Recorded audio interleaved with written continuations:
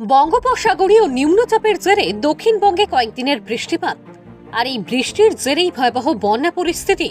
পশ্চিম মেদিনীপুর জেলার চন্দ্রকোনা ১ নম্বর ব্লকে বিঘার পর বিঘা ধান ও পাট জমি জলের নিচে।